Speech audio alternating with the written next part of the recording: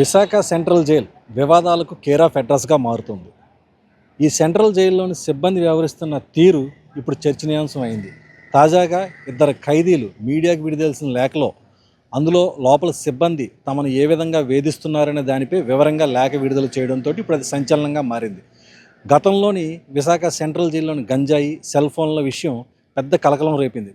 దేశవ్యాప్తంగా కూడా పెద్ద చర్చనీయాంశమైంది. ఎందుకంటే విశాఖ సెంట్రల్ జైల్లో ఇంత దారుణంగా జరుగుతున్నాయి అని చెప్పేసి. ఇది వరవక ముందే ఇప్పుడు జైల్లో ఉన్నటువంటి ఇద్దరు ఖైదీలు మీడియాకు విడుదల చేసిన లేఖ ద్వారాగా జైల్లో లోపల ఖైదీలు ఏ విధంగా ఇబ్బంది పడుతున్నారు, జైలు అధికారులు తమను ఏ విధంగా వేధిస్తున్నారు దాన్ని చాలా వివరంగా వివరించారు. ఉదాహరణకు చెప్తున్నాను, మొన్న ఇదే ఏడాది 18వ తేదీన జైల్లో ఉన్నటువంటి ఇద్దరు ఖైదీలు విశాఖ జిల్లా న్యాయస్థానానికి వెళ్ళారు ఒక వాయిదా విషయంలోని.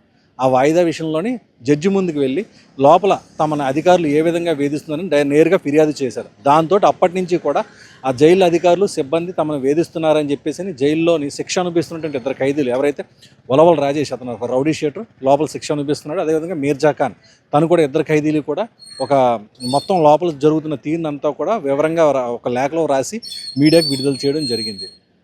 దీంతో అప్పటి నుంచి వాళ్ళకి జైల్లోని అధికారుల నుంచి తీవ్ర వేధింపులు వస్తున్నాయని చెప్పేసి వాళ్ళిద్దరూ కూడా ఒక లేఖ ద్వారా మొత్తం వివరంగా వివరించారు.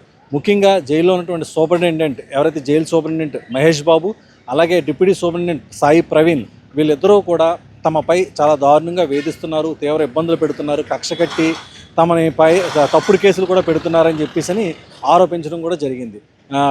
ఎవరైతే ఉన్నాడు మాజీ MP MVV Satyanarayana family kidnap కేసులోని నిందితుడిగా ఉన్నటువంటి ఉలవల రాజేష్, తన ఒక రౌడీ షీటర్, అలాగే మీర్జా ఖాన్ మరో రౌడీ షీటర్, వీళ్ళిద్దరూ కూడా శిక్ష అనుభవిస్తున్నారు. వీళ్ళిద్దరిపైన కూడా అధికారులు వేధిస్తున్న తీరును ఆ లేఖలో వివరంగా వివరించడం జరిగింది. ముఖ్యంగా ఏంటంటే సెల్ ఫోన్ సిగ్నల్స్ అంటే సెల్ ఫోన్లు వాడకపోయినా సరే సెల్ ఫోన్లు వాడుతున్నట్టుగా తప్పుడు కేసులు పెట్టి శిక్షిస్తున్నారని, అదేవిధంగా సెల్ ఫోన్ సిగ్నల్స్ వచ్చే గదుల వద్ద తీసుకువెళ్ళి తప్పుడు సాక్ష్యాలతోటి వాళ్ళు జైల్లో సెల్ ఫోన్స్ వాడుతున్నారని చెప్పేసి వేధిస్తున్నారని, మరోవైపు ఏమో రూల్ ప్రకారంగా వాళ్ళకి పెట్టాల్సిన ఆహారం కూడా సక్రమంగా పెట్టట్లేదని, జైలు క్యాంటీన్లోని దారుణంగా సిబ్బంది దోపిడీ చేస్తున్నారని చెప్పేసి ఇలా వివిధ రకాల ఆరోపణలు చేశారు. దీనిపై ఇప్పుడు ఆ లేఖ అంటే జైల్లో అధికారులు ఎవరో వాళ్ళకి సహకరించట్లేదు కనుక ఇదంతా కూడా జడ్జికి ఫిర్యాదు చేశారు. ఈ జడ్జి ఫిర్యాదు చేసినందుకు ఆ ఫిర్యాదుని వెనక్కి తీసుకోవాలని చెప్పేసి జైలు అధికారులు వాళ్ళిద్దరినీ కూడా చాలా ఇబ్బంది పెడుతున్నారని చెప్పేసి ఇప్పుడు ఆ లేఖలో పేర్కొన్నారు.